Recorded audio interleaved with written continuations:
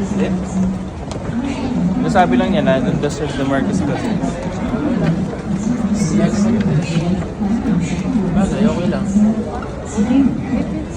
Ay, alas 2 kasi. Ang flight, boss.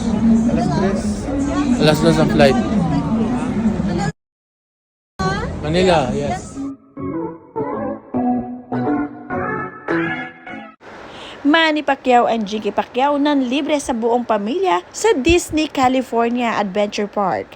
Napakasaya talaga ng samahan ng Pacquiao family at ng pamilya ni Jinky.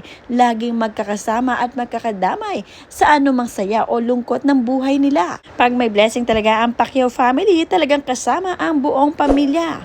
Panoorin at kung hindi pa nakasubscribe, don't forget to click subscribe and hit the notification bell to keep you updated. Hindi nga daw biro ang mamasyal at pumunta sa Disney California dahil talagang napakalaki na magagasta. May nagsabi pa nga dito na kahit family of 3 lang sila, talagang malaki ang kanilang nagagastos. What more pa kung isang grupo o buong pamilya. Sabi dito ni Carlota Morgan, going to Disneyland with a family of 3 is very expensive. A group this large is costly and you have to be wealthy to afford it. Isang katunayan lamang na talaga namang may kakayahan sina Manny Pacquiao at Jinky Pacquiao naman libre ng isang grupo dahil talagang mayaman nga sila. Marami naman ang nakapansin sa pamamasyal ng mag-asawang Pacquiao na bakit daw palaging pamilya ni Jinky ang kanila kasama at nasaan ang pamilya ni Mr. Manny Pacquiao lalo-lalo na ang kanyang nanay. Sabi dito ni Yanni Brocal, bakit lahat ng kamag-anak ni Jinky kasama lagi sa abroad pero yung kay Manny ni nanay wala? Mula naman kay Zinli talagang sinuportahan ang komento ng kaibigan. Oo nga sila lagi lahat libre pero ang kapamilya ni Pacquiao wala akong nakikita na kasama kahit saan. Wala kay Marisa Milana, nagyud na sila kung asa ang nakaluha tuasad ang mga paryente ni Jinky mapadnol. Nandoon ho sa fight mga kapatid ni Manny, si Nanay Junicia lang ang wala mula naman sa taga-suporta ni Manny Pacquiao. At may nagsasabi na matanda na si Nanay Junicia.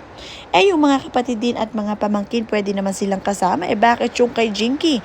Pati bayaw at kasama.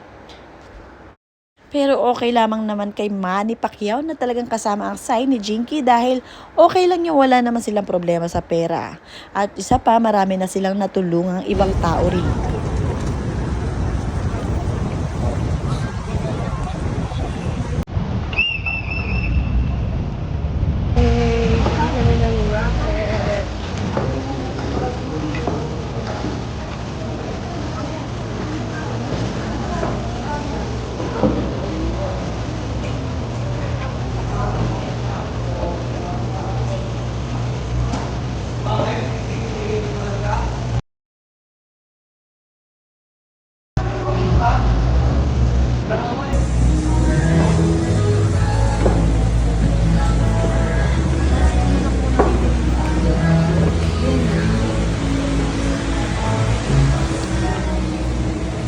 Hayaan na lamang mag-enjoy ang family Pacquiao at iwasan na rin ang pangbabash, ang mahalaga ay kompleto sila at syempre intact ang mga anak ni Manny Pacquiao at palaging nasa tabi nila ni Jinky.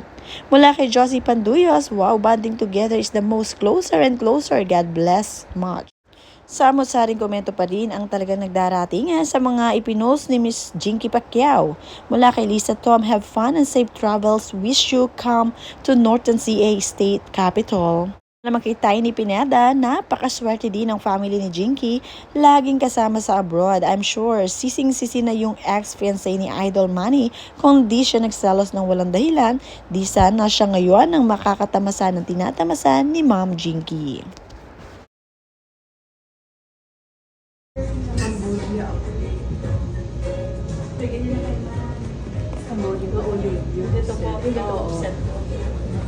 Pwede po tayo mag-silver din po.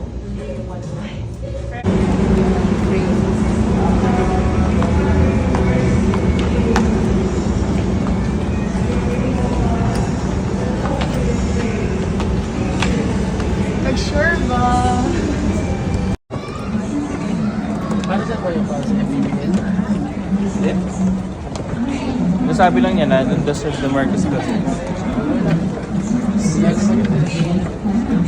Bagay, okay lang. Ay, alas 2 pa sir. Ang flight, boss. Alas 3. Alas 2 ang flight. Manila, yes. Sabi pa dito ni Carolina Federico, grabe lahat ng partidos ni Jinky kasama sa Amerika. Wala akong nakita na partidos ni Pacquiao. Mula naman kay San Miguel Bahamodi, Ma'am, basin na akay mga daan nga shoulder pagdiha panghatag Ma'am Jinky. Mula naman kay Ivy Lubo, para na rin akong nakarating ng ibang bansa. Happy day! At mula naman kay Sato, being buti pa si Ma'am Jinky, pa Disney lang. Get inside na.